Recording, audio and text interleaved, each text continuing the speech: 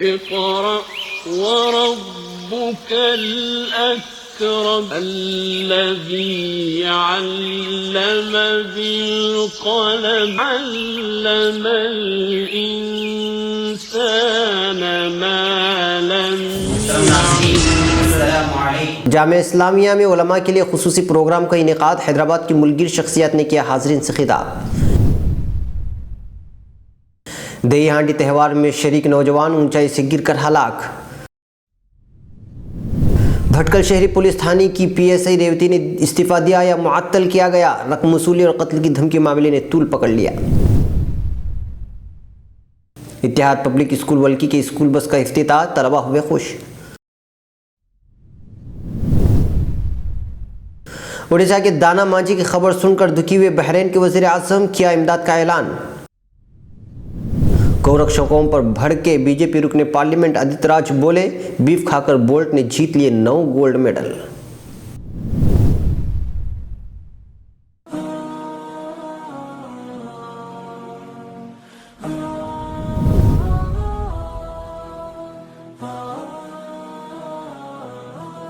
जिंदगी के भयानक रूप। नाज़रीन, इस हफ्ते में कुछ हकीकतें सुनाने जा रहा हूँ। ये ऐसी हकीकतें हैं जो शायद ही आप सुन पाएँ, मगर आपको सुनना पड़ेगा। देखना ना भूलें फिक्र खबर की सीधी बात मेरे साथ।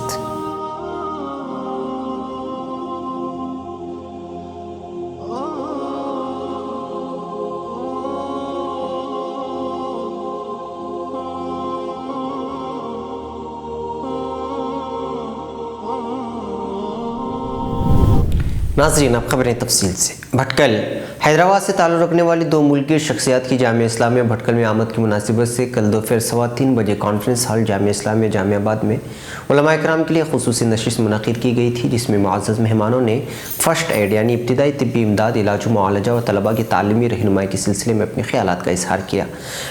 जनाब डॉक्टर रफ़ीक साहब ने कई सारी बीमारियों के इलाज का तज़किरा करते हुए कहा कि खुद अपने घर बैठे भी आप अपना और दूसरों का इलाज करा सकते हैं। छोटी मोटी बीमारियों के लिए डॉक्टरों की क्लिनिक के चक्कर काटने की ज़रूरत नहीं है, क्योंकि चंद ऐसी बीमारियां हैं जिनका इलाज आसानी से किया जा सकता है। उन्होंने इस मौके पर हाज़रीन को ब्लड प्रेशर, गर्मी से बेहोशी और शुगर जैसे ख़तरनाक अमराज पर काबू पाने के आसान तरीक़े बयान किए और कहा कि मैं अगर 2 घंटे मुसलसल आपसे चंद बीमारियों के इलाज के तरीक़े बयान करने लगूँ तो इस दौरान आप छोटे डॉक्टर बन जाएंगे। जनाब मुनव्वरुज़्ज़मा साहब ने कहा कि तालीमी मैदान में तरक्की वक्त की अहम तरीन ज़रूरत है और इस सिलसिले में तलबा की सही रहनुमाई कराना हम सब का फ़रीज़ा है। उन्होंने मज़ीद कहा कि कामयाब उस्ताद के उसूल में अहम तरीन बात यह है कि उस्ताद में तलबा की तवज्जो अपने जारी मरकूज़ कराने का हुनर जानता हो। दर्स के दौरान तलबा तो उस्ताद के सामने बैठे नज़र आते हैं, लेकिन उनका ध्यान सबक में लगा रखने और पढ़ाई पर उनकी तवज्जो रहने के लिए उस्ताद का रोल अहम किरदार अदा करता है। इस मौके पर उन्होंने कामयाब उस्ताद के उसूल पर अपनी बात जारी रखते हुए हाज़रीन के सामने कई मुफीद बातें पेश की। मलहूज़ है कि इस प्रोग्राम का इनेकाद अब्दुल वदूद पेशमाम की तिलावत कलाम पाक से हुआ था। मोहतिम में जामिया मौलाना मकबूल अहमद कोबट्टे ने मेहमानों का तारुफ पेश करते हुए तमाम हाज़रीन का इस्तकबाल किया। तकरीबन 5 बजे जलसा अपने अख्तिताम को पहुँचा। मैंगलोर बेलतंगड़ी में मनाए गए दही हांडी त्यौहार में हांडी उतारने की रस्म के बीच ऊंचाई से गिरकर जख्मी होने वाले नौजवान की हलाकत की खबर मौसूल हुई है। महलूक की शनाख्त शशीर उम्र 22 की हैसियत से कर ली गई है। वाज़ेह है कि 28 अगस्त को बेलतंगड़ी में दही हांडी के प्रोग्राम के दौरान शशीर नामी नौजवान ने भी हिस्सा लिया था। इस रस्मी कार्रवाई के दौरान जब वो ऊंचाई पर पहुंचा तो सहारे के लिए बांधी गई रस्सी हाथ से छूट जाने की वजह से ज़मीन पर गिरकर जख्मी हो गया था। उसे फौरी तौर पर मैंगलोर अस्पताल में दाखिल किया गया, लेकिन उसके 1 दिन बाद ही वो जख्मों की ताब न लाते हुए चल बसा। मामला दर्ज कर लिया गया है। भटकल कत्ल की धमकी देकर एक शख्स से रकम वसूलने की कोशिश के मामले ने नया मोड़ इख्तियार करते हुए अब शहरी पुलिस थाने की PSI रेवती को SP की जानिब से मुअत्तल किए जाने की खबर फिक्र खबर को मौसूल हुई है। मुख्तलिफ ज़राए से मिली इत्तलाआत के मुताबिक PSI रेवती को मुअत्तल किए जाने की खबर जैसे ही मिली, उन्होंने फौरी अपना इस्तीफ़ानामा सर्कल इंस्पेक्टर सुरेश नायक को सौंपते हुए आला अफसरान पर हरासा किए जाने का इल्ज़ाम लगाया है। रेवती पर इल्ज़ाम है कि उसने कत्ल की धमकी मिलने वाले शख्स सैयद मोहसिन की जानिब से मामला दर्ज करने से इनकार करते हुए मामले को मुफाहमत के ज़रिए हल किए जाने की बात कही थी और उन पर यह भी इल्ज़ाम आयद किया गया था कि मुलज़िमीन में से अमजद का नाम निकालने पर शिकायत दर्ज की जाएगी, मगर शिकायत दर्ज करने वाले ने इनकार करते हुए तमाम मुलज़िमीन के खिलाफ शिकायत पर मुसिर रहा। इसी बात को लेकर मोहम्मद मोहसिन ने आला अफसरान में DIG और SP से बराह रास्त इसकी शिकायत की, जिसके बाद आला अफसरान ने रेवती पर मामला दर्ज कराने का दबाव डाला। रेवती पर लगाए गए इल्जाम के ताल्लुक से मुख्तलिफ मीडिया अहबाब को दिए गए बयानात में तजाद दिखाई दे रहा है। उसने इन इल्जाम को एकसर खारिज करते हुए यहाँ तक कहा कि मोहम्मद मोहसिन उसके पास शिकायत दर्ज कराने के लिए आया ही नहीं था।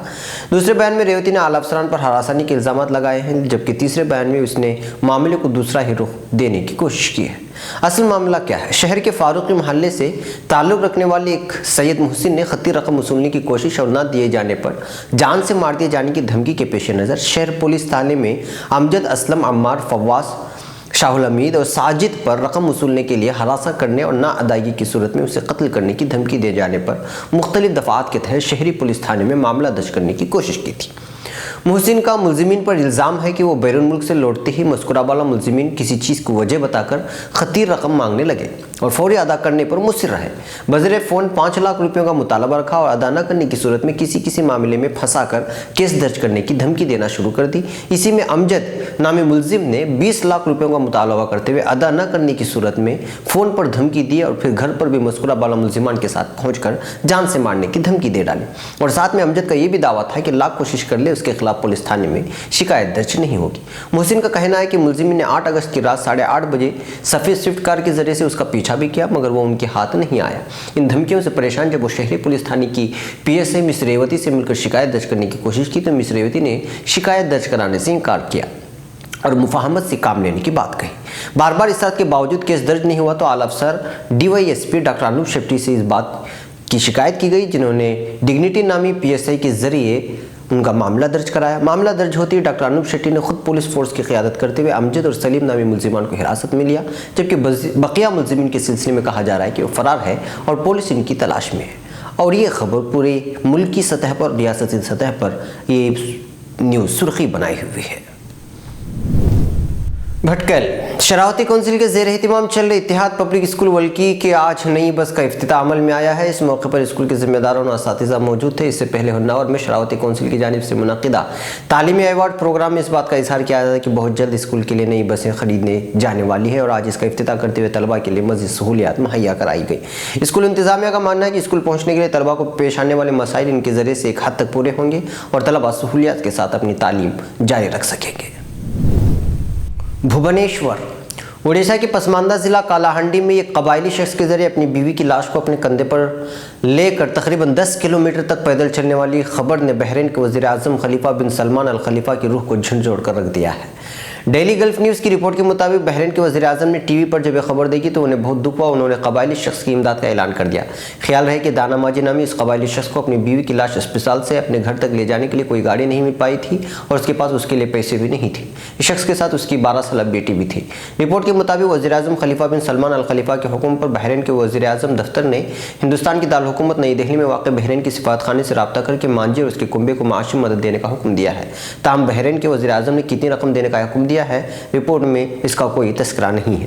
गुज़िश्ता जुमेरात की सुबह मकामी लोगों ने दाना माजी को अपनी बीवी उमंग दई की लाश को कंधे पर उठाकर ले जाते हुए देखा। 42 साल खातून की इस रात को जिला हेडक्वार्टर अस्पताल में मौत हो गई थी। ख्याल रहे कि नवीन पटनायक की हुकूमत ने फरवरी में ही महाप्रायण स्कीम की शुरुआत की थी, जिसके तहत लाशों को सरकारी अस्पताल से घर तक पहुंचाने के लिए मुफ्त नकल हमल की सहूलत फराहम की जाती है। ताहम माजी ने बताया कि काफ़ी कोशिश के बावजूद भी उसे अस्पताल के हुकाम से किसी तरह की मदद नहीं मिली, इसलिए उसने अपनी बीवी की लाश को एक कपड़े में लपेटा और उसे कंधे पर उठाकर तकरीबन 60 किलोमीटर दूर रामपुर ब्लॉक के मेलघा गांव के लिए पैदल चलना शुरू कर दिया। उसके बाद कुछ मकामी रिपोर्टरों ने उसको देखा। रिपोर्टर ने जिला कलेक्टर को फ़ोन किया और फिर बाकी 50 किलोमीटर के सफ़र के लिए एक एम्बुलेंस का इंतज़ाम किया गया था। नई दिल्ली शिमाली मगरबी दिल्ली से बीजेपी की रुकने पार्लियामेंट और पार्टी के बड़े दलित चेहरे आदित्य राज अपने एक नए बयान से चर्चे में आ गए हैं। आदित्य राज ने गौरक्षकों को डांट पिलाई और कहा कि बीफ खाने से हुसैन बोल्ट ने 9 ओलंपिक गोल्ड मेडल जीत लिए। आदित्य राज ने कहा कि जमैका के हुसैन बोल्ट गरीब थे और ट्रेनर ने उनको दोनों वक्त बीफ खाने के लिए कहा। उसका नतीजा ये हुआ कि उन्होंने 9 ओलंपिक गोल्ड मेडल जीते। बीफ खाने वाले हिंदुस्तानियों की हिमायत करते हुए आदित्य राज ने मीडिया से कहा कि बीजेपी ने कभी नहीं कहा कि कुछ मत खाओ। ताहम बाद में आदित्य राज ने यह भी जोड़ा कि उनका बयान एथलीट्स के उन दावों पर है जिसमें उन्होंने मुनासिब सहूलियात न दिए जाने का इल्ज़ाम लगाया था। उन्होंने कहा कि सारी बात सहूलियात की नहीं है, लगन का इजहार ही सबसे बढ़कर है। जब उनसे सवाल किया गया कि सियासी तौर पर उनका ट्वीट इस नुक्ते नज़र से नहीं देखा जाएगा, उन्होंने कहा यह सही नहीं है। मैंने कहा कि गाय का गोश्त प्रोटीन देता है, इसमें गलत क्या है? जो भी कहते हैं कि बीजेपी कुछ खाने के खिलाफ है वो पार्टी को जलील कर रहे हैं। आदित्य राज ने आगे सवाल किया गया कि क्या हिंदुस्तान में तरबियत के लिए खिलाड़ी को गाय की गोश्त खाने की तजवीज़ देनी चाहिए और क्या वो और उनकी पार्टी इसकी हिमायत करेंगे? उन्होंने कहा कि मैं इसकी हिमायत करूँगा। नाजरीन, ये थी फ़िक्र ख़बर वीडियो न्यूज़ की अहम तरीन ख़बरें। मज़ीद आलमी, खलीजी, मुल्की और मकामी ख़बरों के लिए स्क्रीन पर दिए जा रहे हमारे वेबसाइट्स तक आने की ज़हमत फरमाएँ। फिर मुलाकात होगी। अस्सलामु अलैकुम वरहमतुल्लाहि वबरकातुहू।